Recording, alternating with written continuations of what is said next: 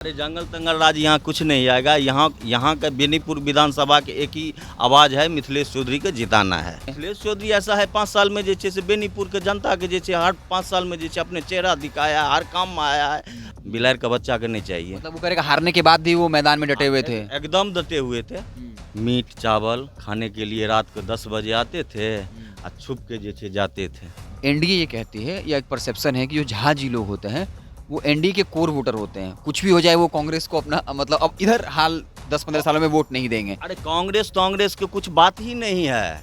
यहाँ तो मिथिलेश चौधरी के चेहरा की बात है। नमस्कार, मैं हिमांशु कुमार, आप देख रहे हैं द इंडिया टॉप। विधानसभा चुनाव प्रचार जो है अपने शबाब पर है, प्रकाष्ठा पर है। इस बीच हम चुनाव यात्रा पर निकले हैं समझने के लिए कि आखिर सियासी माहौल किस तरफ जा रहा है, एनडीए की तरफ या इंडिया की तरफ। इस वक्त हम रोसड़ा विधानसभा सोनबरसा होते हुए पहुंचे हैं बेनीपुर विधानसभा, जहां से एनडीए कोटे में जेडी को सीट मिले। विनय चौधरी यहां से चुनावी मैदान में, वहीं महागठबंधन की तरफ से, कांग्रेस की तरफ से मिथिलेश चौधरी चुनावी मैदान में हैं और भी निर्दलीय प्रत्याशी हैं, जनसुराज से प्रत्याशी हैं। तो हम एक गाँव में हैं जहाँ कुछ ग्रामीण हैं, उनसे जानने की कोशिश करेंगे कि यहाँ का चुनावी माहौल जो है वो किस तरफ रुख कर रहा है। क्या नाम हुआ? श्रवण कुमार झा। श्रवण कुमार जी, ये बताइए कि इस बार यहाँ किसका माहौल दिख रहा है आपको आपके विधानसभा में? इस बार जो है मिथिलेश चौधरी का माहौल है। भारी बहुमत से जीत रहे हैं, 20,000 वोट से जीत रहे हैं। क्योंकि विनय चौधरी जो है हर गांव में मीट चावल खाने के लिए रात को 10 बजे आते थे और छुप के जैसे जाते थे। इसीलिए इस बार जो है वो वैसे ही जाएगा। तो अब मीट भात का छुप के क्यों जाते थे? अब कह रहे हैं कि छुप के जाते थे। वो तो नेता तो जनता से मिलता है ना, उसको अगले बार भी चुनाव लड़ना होता है। नहीं, वो तो 10 बजे रात का आते थे। चौक पर भी कोई कहीं नहीं रुकते थे पब्लिक के बीच में। आप पर्सनल नोट दिए, वहाँ पे गए, खा के चुपचाप चल जाते थे।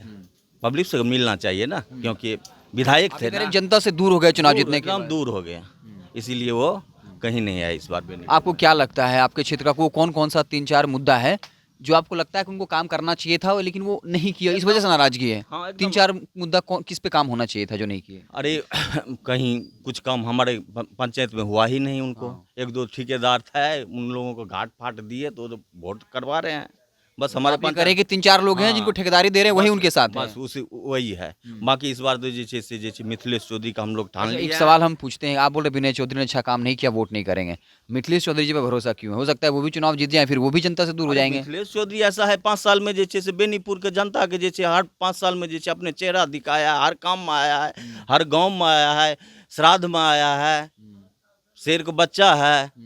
वैसे विधायक हम लोगों को चाहिए, बिलार का बच्चा के नहीं चाहिए। मतलब वो करेगा हारने के बाद भी वो मैदान में डटे हुए थे। एकदम डटे हुए थे।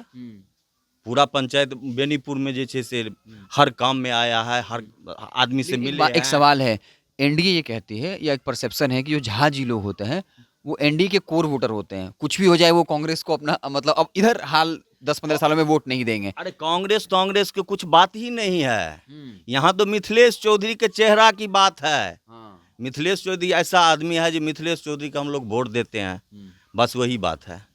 बस ही फिर लोग कहते हैं ना, आप लोग कहते हैं वोट तो देंगे हम स्थानीय प्रतिनिधि को, फिर वो बोलते हैं कि जंगल राज आ जाएगा। अरे जंगल तंगल राज यहाँ कुछ नहीं आएगा। यहाँ का बेनीपुर विधानसभा के एक ही आवाज है, मिथिलेश चौधरी के जिताना है।